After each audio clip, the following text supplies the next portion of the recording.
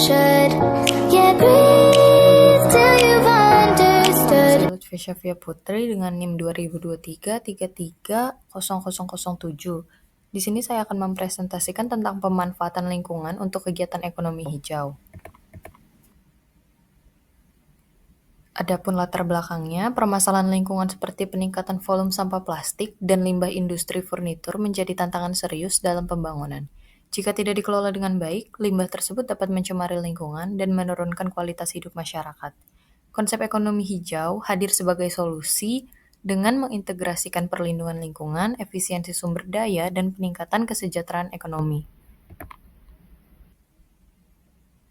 Adapun konsep ekonomi hijau sendiri, ekonomi hijau merupakan sistem kegiatan ekonomi yang mengurangi dampak kerusakan lingkungan, menggunakan sumber daya secara efisien dan berkelanjutan, mendorong kesejahteraan masyarakat, menciptakan lapangan kerja ramah lingkungan. Pendekatan ini menekankan bahwa pertumbuhan ekonomi dapat berjalan seiring dengan pelestarian lingkungan. Berikutnya ada tujuan. Tujuannya sendiri menjelaskan konsep pemanfaatan lingkungan dalam ekonomi hijau, menguraikan studi kasus kegiatan ekonomi berbasis daur ulang, menunjukkan keterlibatan masyarakat dalam pengelolaan limbah. Dan yang terakhir, mengidentifikasi nilai ekonomi yang dihasilkan dari limbah. Selanjutnya ada gambaran umum. Studi kasus yang dibahas dalam materi ini meliputi 1. Daur ulang botol plastik menjadi sapu dan produk UMKM. Yang kedua, pemanfaatan limbah kayu furnitur menjadi mainan anak dan media tanam anggrek. Kedua studi kasus menunjukkan bahwa limbah padat memiliki nilai ekonomi jika dikelola dengan tepat.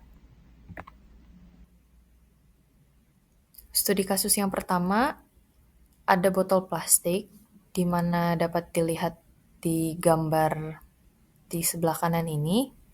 Botol plastik merupakan salah satu jenis sampah yang sulit terurai secara alami, dan volumenya terus meningkat.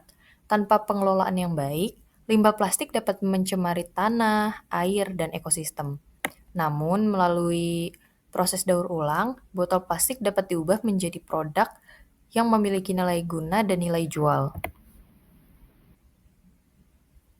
Proses daur ulangnya sendiri dapat dilihat pada diagram di sebelah kanan, di mana tahapan pemanfaatan botol plastik sendiri meliputi yang pertama ada pengumpulan botol plastik bekas dari masyarakat, yang kedua ada pemilahan berdasarkan jenis dan kualitas, yang ketiga pembersihan dan pencacahan, yang keempat pembentukan menjadi bahan baku produk, dan yang terakhir perakitan menjadi sapu atau produk kerajinan lainnya.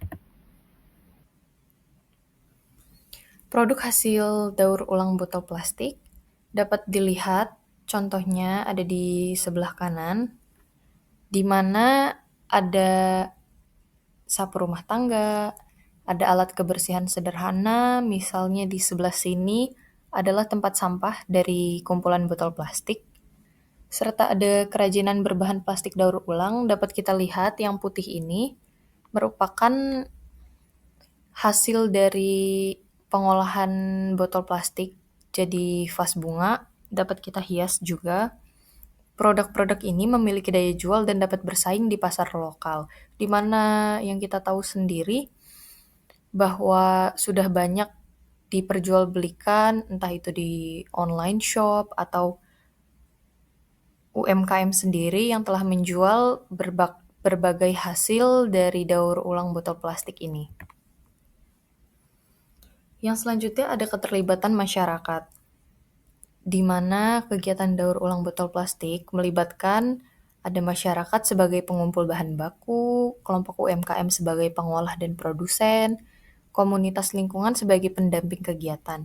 Keterlibatan ini membuka peluang kerja dan meningkatkan pendapatan masyarakat.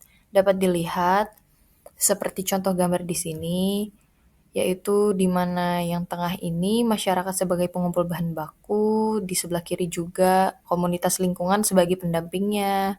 Ada juga yang sebelah kanan ini kelompok UMKM sebagai pengolah dan produsen. Jadi ini mereka membuat lalu diperjualbelikan. Selanjutnya, nilai ekonomi daur ulang botol plastik.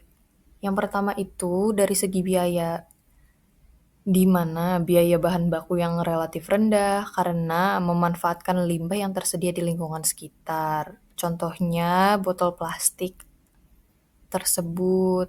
Yang kedua, dari segi nilai, mampu meningkatkan nilai tambah produk sehingga limbah yang semula tidak bernilai dapat diubah menjadi barang yang memiliki nilai jual.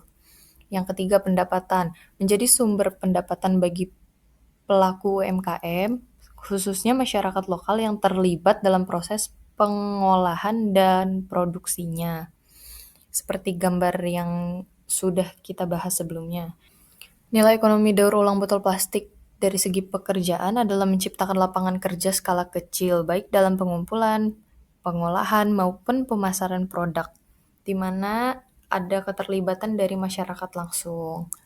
Secara keseluruhan, kegiatan ini mendukung pertumbuhan ekonomi lokal sekaligus berkontribusi pada pengurangan jumlah sampah plastik di lingkungan.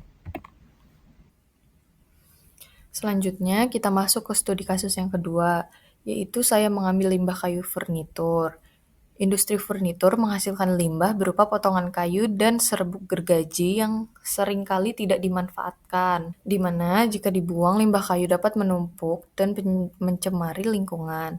Melalui inovasi, limbah kayu dapat diolah kembali menjadi produk bernilai ekonomi. Sama seperti sebelumnya, botol plastik yang diolah itu dapat meningkatkan nilai ekonomi dari sampah yang tidak terpakai. Selanjutnya, pemanfaatan limbah kayu furnitur, di mana limbah kayu furnitur dimanfaatkan menjadi mainan anak-anak berbahan kayu, dapat dilihat di foto sebelah kiri.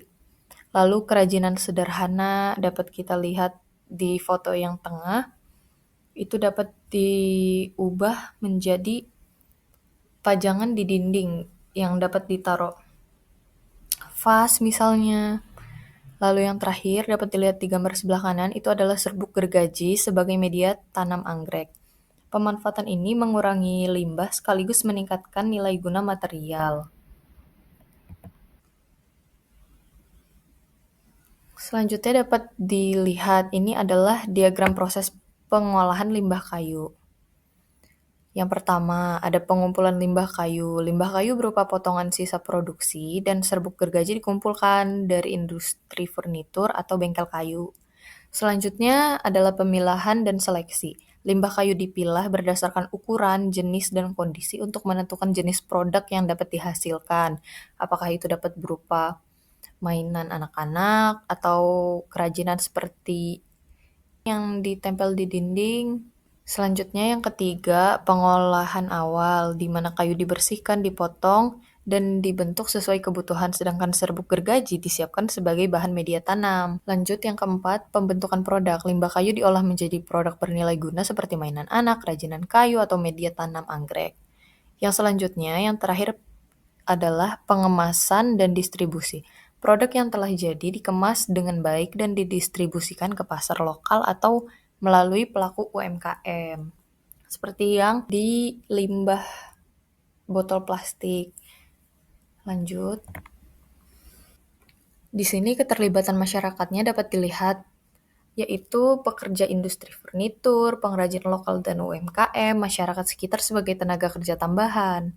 Kegiatan ini mendukung ekonomi kreatif berbasis sumber daya lokal. Selanjutnya nilai ekonomi limbah kayu. Yang pertama dari segi biaya, pengurangan biaya pembuangan limbah yang sebelumnya harus ditanggung oleh industri atau pengrajin furnitur.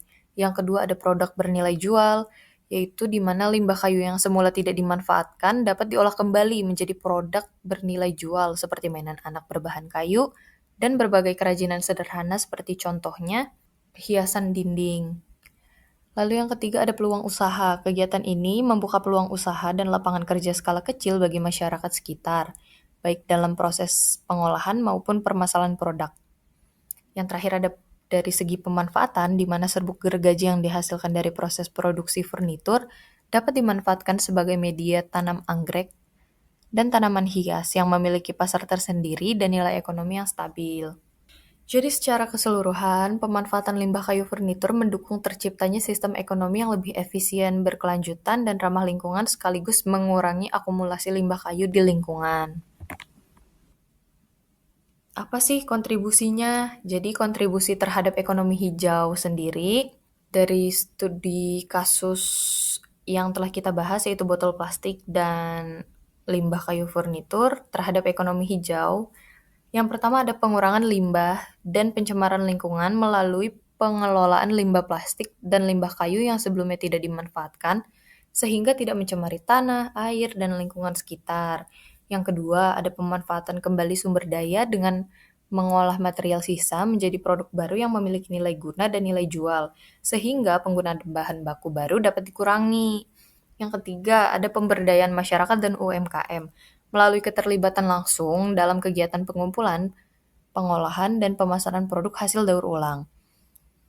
Dan yang terakhir, ada penciptaan nilai ekonomi yang berkelanjutan dengan meningkatkan pendapatan masyarakat sekaligus mendukung pertumbuhan ekonomi yang selaras dengan prinsip pelestarian lingkungan.